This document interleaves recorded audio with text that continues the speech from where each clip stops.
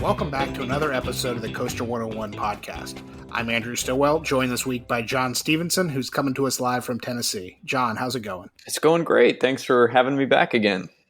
That's good. I mean, it's always a good time when we can get you on the podcast. I know you've got a lot of fans in the Coaster101 universe out there. So when we get you on the podcast, we definitely see a bump in listenership.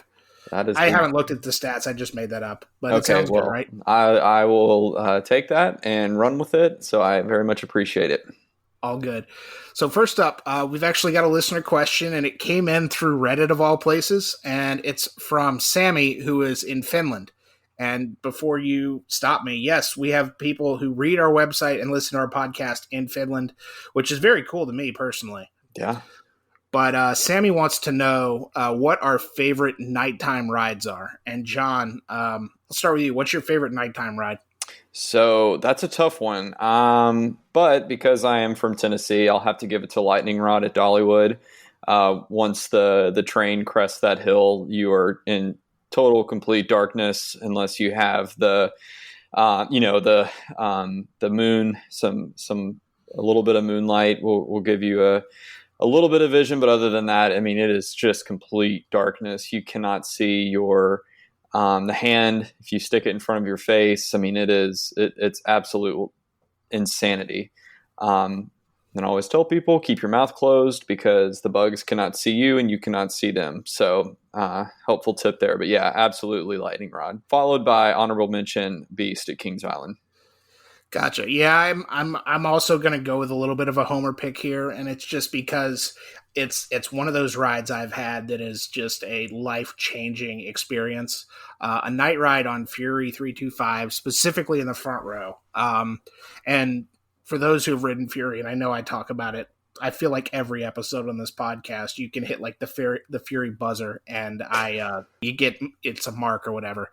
But it was Carowinds 2 or 3 years ago. There was a light rain. I got my first front row ride on Fury, and it was in the complete darkness. I had the fog around me from the fog machines, the fog around me because it was raining outside, the little needly rain like hitting me in the face.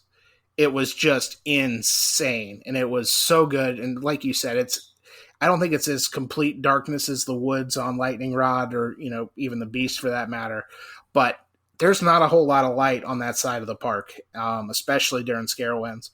But you have no idea where you're going. You're flying around at 90 miles an hour. I'd pick Fury hands down, but like you, I also got to give an honorable mention to the Beast at Kings Island. I've also heard Voyage provides a really good night ride, but my one visit to Holiday World, I was not there at night. So, but those are the favorite night rides for sure. All right. Well, so Andrew, you've got some exciting stories and to share with us. So you've gone pretty much back-to-back parks the last 2 weekends, which have also been your first parks really post COVID, at least the start of it back in March. So I understand you went to Carowinds and then Kings Dominion for both of their Taste of the Season events. So for those of us, including myself, who aren't as familiar with those two parks as you are, can you give us some background on Taste the Season? These are new events this year, correct? They are, yeah. They're brand new events, and it's funny you mentioned that. I mean, I feel like I've been doing this podcast since April or May or whenever we started it, and I've interviewed you about your trips. We've interviewed Kyle about his trips. We've interviewed Shane about his trips. And I'm the one, I haven't been anywhere really since COVID started. I mean, I can track my last roller coaster ride to Adventure Landing in Jacksonville at the end of February, which was a wacky worm. And I really, really didn't want my 2020 coaster riding to end with that. But some background on Taste of the Season. So obviously this year it's wreaked havoc, to put it pretty lightly, in the industry. And, no park opened on time, I feel like, especially in the United States.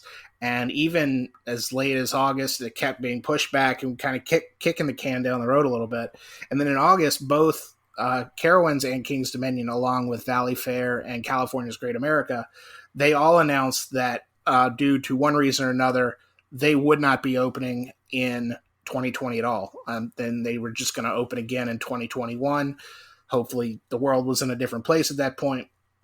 And I can, living in North Carolina, the regulations were, theme parks didn't get the go ahead until I believe mid-October to even open at all. I mean, and South Carolina opened up pretty early, which again, Carowinds is on the border of both states. And I know in Virginia, theme parks were allowed to open, but they were only allowed 1,000 people. And I think it wasn't really cost effective to operate even half or a portion of a theme park while only allowing 1,000 people in the gates.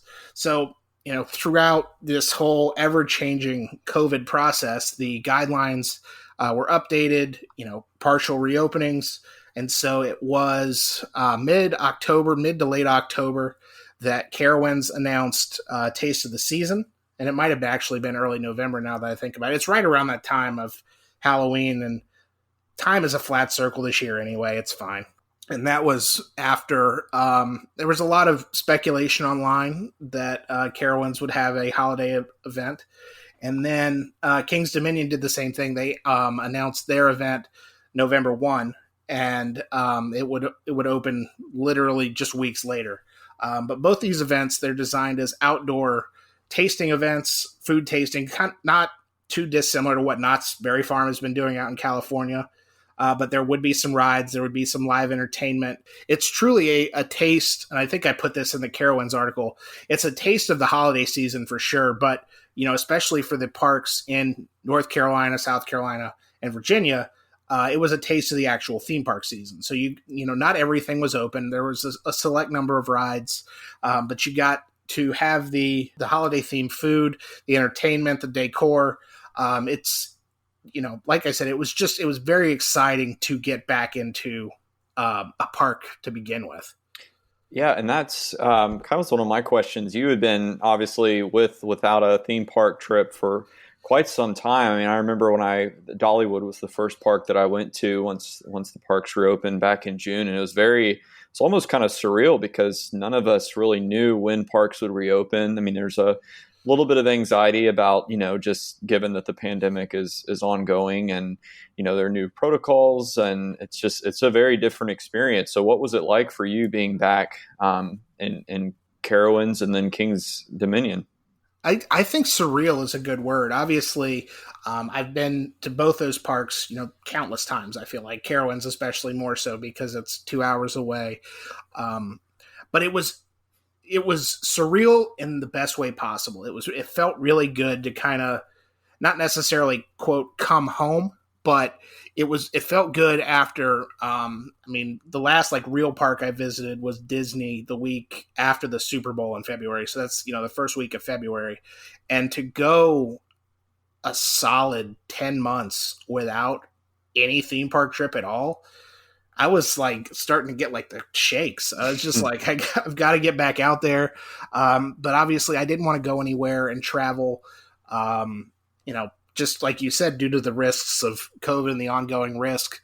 I don't want to say fortunately, but fortunately, I was diagnosed with COVID in early November.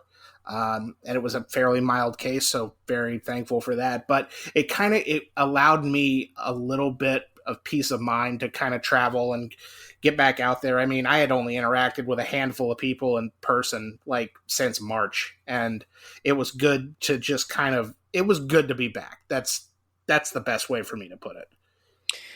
So yeah, so even though with with I guess a little bit of comfort that comes with recovering from COVID, obviously the safety protocols are still in place. So how are those, how are navigating those safety protocols, for the first time? What was that like, and kind of what were those? Because it really, from the parks that I've been to this summer, this year, it can vary pretty wildly. And then with those parks, even though they're in the same chain, they're in different states. So were there, did you notice any major differences between the two parks? So I will say this, both parks knocked it out of the park That's a terrible pun, but we're going to go with it anyway. They knocked it out of the park when health and safety protocols were involved. I've never been somebody who really uses the park apps, and that's just because I've been there. I know where everything is. I can look at a wait time, but I can also walk to where something is, and if I can see a line, I will ride it or won't ride it. But through this pandemic era, I guess is the best way to put it. I know Cedar Fair as a chain has put a lot of emphasis on their apps, and so you booked your reservation 4 Tastes of the Season on the app. 24 hours within 24 hours before you arrive, you fill out a health screening on the app, and it's the health screening you see basically any time you walk into like a small business. It's like, have you been around anybody who has COVID in the last 2 weeks? Do you have any symptoms? Do you have a fever? All that good stuff. And I will make it clear. When I went to Carowinds, I had been cleared by the CDC for almost 2 weeks at that point. So just in case anyone's listening and thinks I was breaking the rules, I wasn't, I promise. But even as you enter the park, I mean, you have the social distancing markers on the ground. You have the hand sanitizer stations everywhere. Both parks had the big white, rent-a tents outside to do temperature checks. So, I mean, I didn't see too much of a difference. I will note that at Carowinds, it was kind of like an infrared scanning thing. And at Kings Dominion, they walked up and they put the little infrared thermometer to your forehead, the little handheld one. So it's slightly different here and there. And I think that's it. Honestly, I think Carowinds had a little bit more of a runway to kind of produce their event because they were given the green light earlier than Virginia was. So I think they might have had a little bit more time. I don't quote me on that, but as far as feeling safe in the parks, mask compliance at both Carowinds and Kings Dominion from park guests and associates was better than I feel like anywhere I've been since the middle of March. And I know masks are mandatory in both North, South Carolina, and Virginia. So it was good. It was a good peace of mind to see everybody wearing the mask. I saw very few noses. I've seen the phrase chin diaper used where you've got the mask below your chin. Very little of that, obviously, in situations where people were eating and drinking. But for the most part, everybody was respectful of social distancing. Everybody, kind of kept to their own party. There were picnic tables everywhere at both parks. So you could easily spread out to eat your tastes. You could, I know Kings Dominion specifically had a relax zone in their Peanuts Theater. I can't recall if Carowinds had something similar or not, but there was plenty of room at Carowinds just to sit down if you needed to, have a bite to eat, have something to drink, and, just take a quick breath from outside of the mask. What rides? What were the rides? I know all the rides at each park weren't open, but what was the selection at both parks? So Carowinds, I feel like they had a few more rides open. They had a good selection of flat rides. They had their 3 out of the 4 rides in their county fair. So they had Do-Si-Do, which is the Troika. They had Electro Spin, which is, I always forget the ride of that name of that ride model, but it's the crazy one that spins you up and down and upside down. And then they had their Wave Swinger Zephyr open. Carowinds had Copperhead Strike and Afterburn, as well as Ricochet, their Wild Mouse coaster open. And then they had a selection of rides inside Camp Snoopy.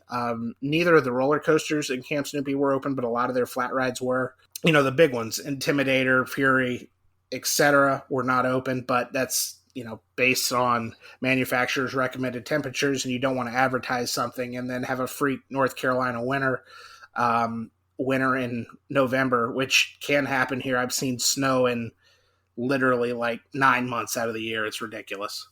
Maybe not 9, 8, whatever. Irrelevant. But at Kings Dominion, it was a more limited selection, and it was a smaller footprint. I felt like at Kings Dominion. At Carowinds, you kind of had the park entrance, so Celebration Plaza. You had Camp Snoopy. You had Afterburn that was open back there. The area in front of Blue Blasters was tasting booths, but then you also had County Fair. The only area that wasn't really open was the area over there by Hurler and Fury. Carousel Park was open as well, so it was really just the area around Hurler and Fury that wasn't open. And at Kings Dominion, International Street was open, so several of the shops in International Street, they had Dominator and Racer 75 were their 2 roller coasters that were open. They also had Berserker and their Giant Frisbee open, and they had a few rides inside Planet Snoopy, and including the Great Pumpkin Coaster, which is quickly becoming my white whale in the Commonwealth of Virginia, because I'd never visit Kings Dominion when I have a child. I've actually put out on Twitter that I wanted to see if anybody was following us on Twitter who was in the park that day with a child that I could borrow, which it's totally normal and not weird, I don't think. But yeah, those were most of the rides. I will say I didn't do a lot of riding at Carowinds.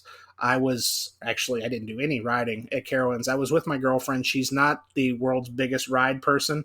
I took her on Copperhead Strike last year, and I think she was going to leave me. So we didn't do that again. When I was at Kings Dominion, I didn't want my coaster riding year to end on the Wacky Worm in Jacksonville, Florida at the end of February. So I did ride Dominator before I left the park. And, you wouldn't be able to tell, obviously, because I was wearing a mask and, masks were required on all the rides. But I had a big, just giant grin just going up that lift hill. And really, there was nobody around me. Our coaster train of 32 had 4 people on it because it was one party per row and they were boarding every other row. So I was stuck in the big guy seat. If you go back to our B&M Invert episode, so it was good to ride a coaster again. I will say that. So speaking of capacity, what were the lines like at these parks during Carowinds? I did notice like Copperhead Strike had a fairly, I don't know how far it went into full queue line. I do know that it stretched out in a socially distant manner throughout. Like through into the area, like before you actually get to the technical entrance of the ride. The kids' rides, for the most part, they had a short, long lines. I think it's tough to estimate with social distancing markers and people keeping 6 feet. Obviously, it's tough, but at one point, I heard Copperhead Strike had about a 2-hour wait. I have no idea if that's verifiable. It's one of those things. They're boarding every other row on Copperhead Strike, which only has 12 rows, I believe, 12 rows of 2. Max is 12 people per train. They're only running 2 of the 3 trains. So it makes a ton of sense because obviously these parks have strict off-season maintenance schedules, and if they can get a quick jump on something, it's easier to do that than they have a tight timeline, and they've had a tight timeline all season just because nobody knew when they were going to open. They weren't going to open, then they were going to open again. There's nothing more constant in 2020 than change. Yeah. But yeah, the lines, my line for Dominator, I probably waited 30 minutes, but again, they're boarding anywhere from 4 to 16 people per train, and you've got to take breaks in there for sanitization. I still, we're 10 months into this pandemic, and I still don't know the proper verb there. They cleaned it. They cleaned it, yeah. There was breaks every so often for cleaning, which is always good to see. Yeah, I think for me, you definitely have seen some longer lines this year, but I think I try to look at it as like, hey, I didn't know if I was going to be riding anything this year, so I'm willing to wait a little while longer, knowing, that they're doing things right and trying to keep everybody safe and healthy, and we should just be grateful that we're on these at all. So, okay, so rides, all that good stuff, yeah. More importantly, the food. Tell us all about it. What was the food like? Just walk us through it. Everything you ate. Let's talk food. Well, Taste of the Season is, the word taste is literally the first word in the name of the event, and it's designed as an outdoor tasting event. Carowinds had 30 different tastes on their menu. Kings Dominion trimmed that down a little bit. They had 25. Both parks were operating off of a very similar menu. And there are reasons behind that. Basically, there was sweet, there was savory. I'll start with a couple of things I had at Carowinds. They had a fresh crab salad sandwich that was in brioche, which was amazing. They had shrimp and grits. There was a holiday turkey sandwich. I called it the Mary Berry turkey sandwich, which was turkey on a pretzel roll with like this cranberry aioli that was amazing. They had pimento cheese, like a grilled pimento cheese sandwich with bacon. And I know pimento cheese, it's not everybody's thing. It's definitely a thing if you're in the South. And I will say, I talked to Chef Dennis Callanan at Kings Dominion, and he house made his pimento cheese, and it is among the best pimento cheese I've ever had in my life. I know, John, I'm looking at you right now. Your mouth looks like the mouth's watering a little bit. It is, yes. Pimento cheese is amazing. Definitely a staple down here. So Yes. I'm following. If you're able to look at the site, just following along and looking at pictures of these items is definitely mouth-watering. Yeah, and so there were also, I mean, one of the most interesting things that I tried at Carowinds was called the Holiday Dinner Egg Roll, and it was a fried egg roll wonton wrapper, and inside of it there was roasted turkey, sweet potatoes, and collard greens. And again, I'm a terrible Southerner. I don't like collard greens, but this was actually it all worked together so well. It was served with like a coleslaw on the side. So you kind of brought it all together for one big bite, and it was really good. King's Dominion had like a sweet shrimp that was battered in funnel cake batter, which was really good. And both parks had seafood stuffed hush puppies. King's Dominion was served with like this Creole remoulade, which was super good. Carowinds, rather, was served with like a cranberry cocktail sauce. It was, by the time this posts, Carowinds their event will be over, but King's Dominion will have another week or so of taste of the season left. My advice to you, if you're listening to this podcast and you're on the fence, go to the park hungry, because you will want to eat. The food is delicious. Both parks have executive chefs who, Chef Mitch Weaver came to Carowinds just this past off season, and Chef Dennis at King's Dominion, he joined the park back in July. So neither chef has really had the opportunity to kind of put their thumbprint on the park's cuisine, really, just because they've been closed for so long. I know, talking to Chef Dennis, and there's going to be an article on the site here in the coming weeks, how he's kind of putting his personal touch on the various menus around the park. And I know Chef Mitch at Carowinds is going to do the same thing. They just haven't had the opportunity because the parks have been closed all year. Both these parks and Cedar Fair in general, and I mean a lot of parks around the country, honestly, are focusing more on this culinary experience. It's not the hot dog, hamburger, chicken fingers, and pizza at every restaurant. And John, I know you're a hardcore hamburgers and pizza guy, so it's just like you gotta branch out when these food events give you the opportunity to branch out.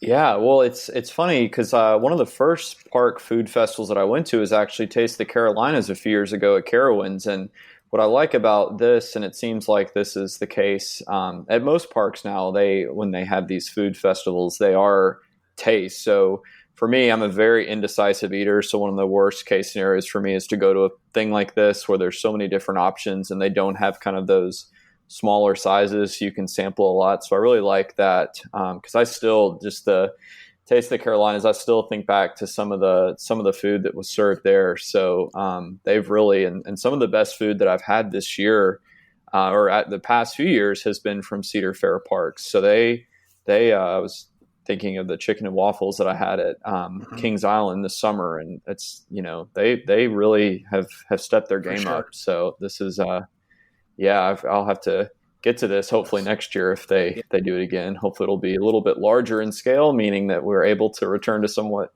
sense of normalcy. But so not only did they have rides and food, but they also had some live entertainment. What were the options like to see some shows? Real quick, I got to go back to the food for a quick second. Sorry, because you were talking about No, go.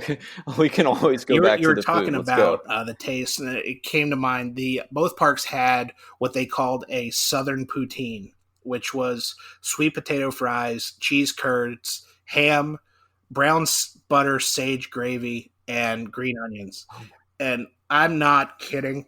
That is among the best things I have ever put in my mouth in the theme park. It was so good.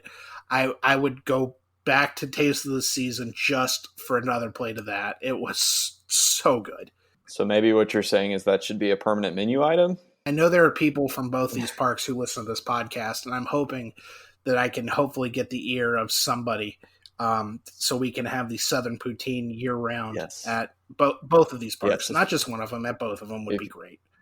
Yeah, if you're listening, I will gladly make a trip just for that because I love all of those ingredients. So yeah, maybe we can we can make But that yeah, happen.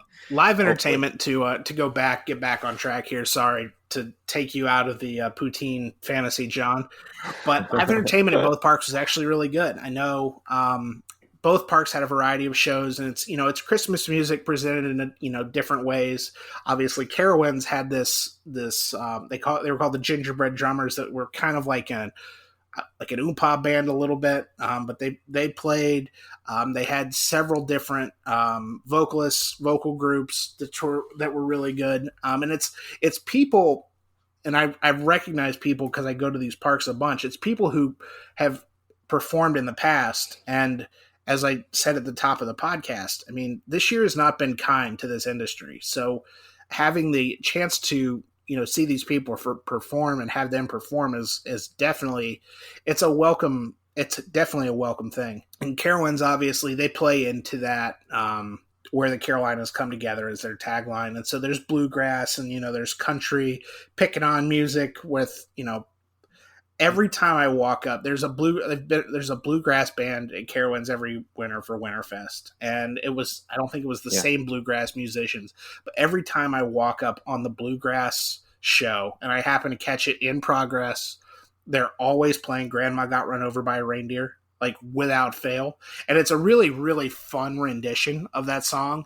But I've I hear it literally every time I walk up on them, and and the same thing held true for Taste of the Season. I'm trying to think if there was also these roving reindeer at Carowinds, and they had just a stage show at Kings Dominion.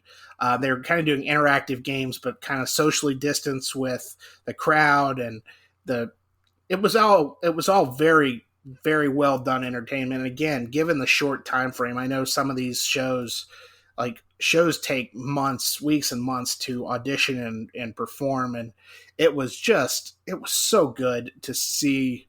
I'm a sucker for theme park entertainment, and it was so good to see them back in a theme park setting again. And then up at King's Dominion, I got to give a quick shout out to the Humbugs, who roll around the park in the what's known, I believe, as the Holly Jolly Trolley. Man, it's getting real funny on this podcast. But the Humbugs are a jazz quintet. They've got four guys on sax. They've got a guy on drums. They had a really, really kind of really good jazz sound, which I really enjoyed, and it was kind of a different take on the traditional Christmas music. Oh my gosh, they had the pants, the Christmas sweaters.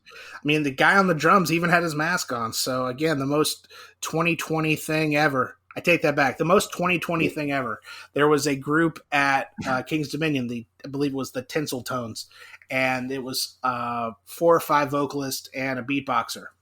And the beatboxer was separated from the rest of the group behind a plexiglass partition because the noises he makes with his mouth could produce droplets. So he was separated from the rest of the group, and it was, I mean, all of these entertainers, they are super talented.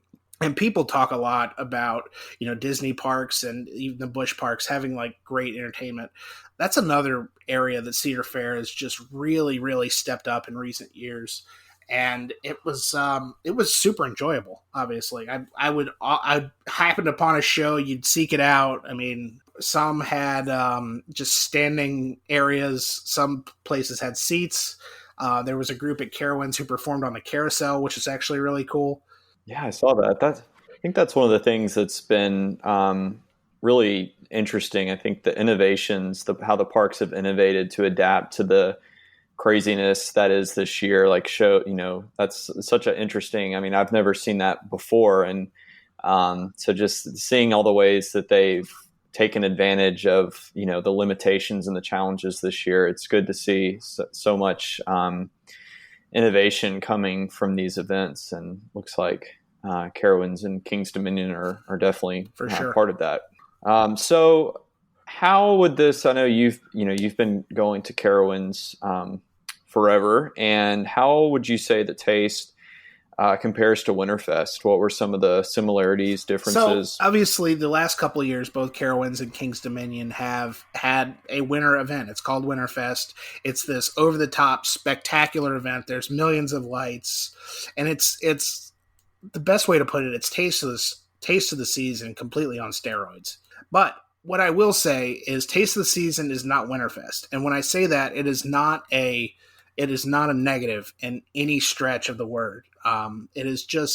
It's a completely different event, and that's how it's being marketed. That's why it's called Taste of the Season.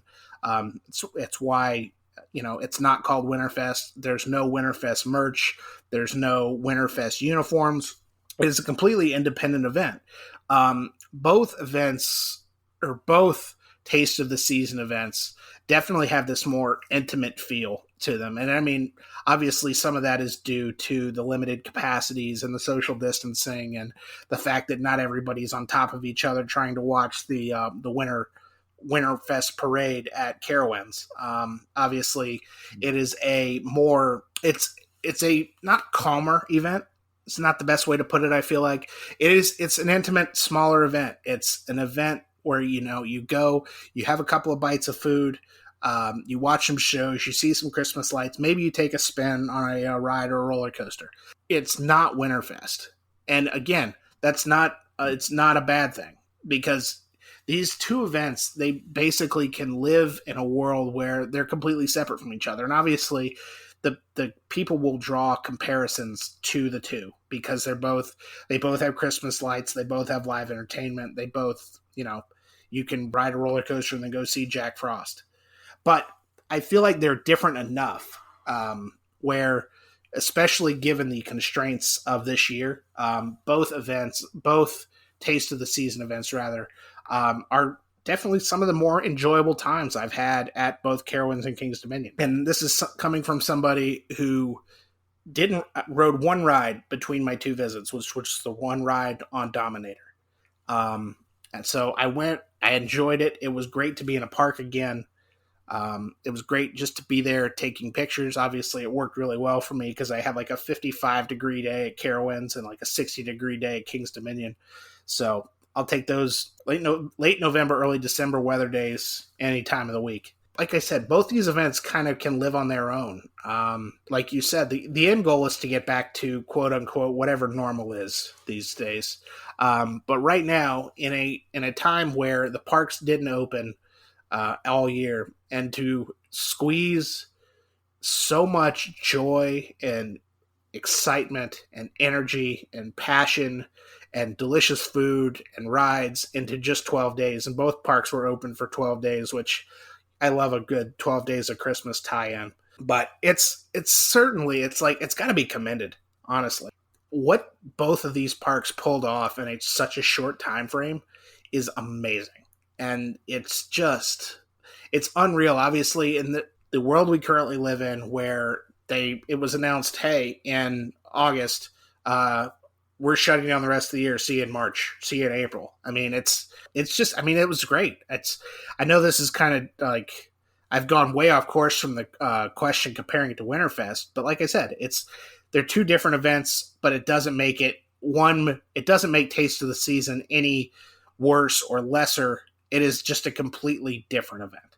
Yeah, and it seems like this really showcases the industry in these parks, specifically the resiliency that they've shown this year. All of the challenges that they've had to overcome, the quick turnarounds, the dealing with ever-changing orders, and everything that this year has thrown at us. To see these parks put something together so quickly but so well done. It doesn't, I mean, I'm listening to you and looking at these at the great pictures you took. I mean, this is a really well done event. And if you just plop me down in it and, not knowing the context of this year, I mean, it seems like I just would know. Cause I mean, some parks, as they're introducing these Winterfest and just winter holiday events more and more, a lot of times you'll see they have a limited selection of rides. So that's not necessarily something that is way out of the ordinary.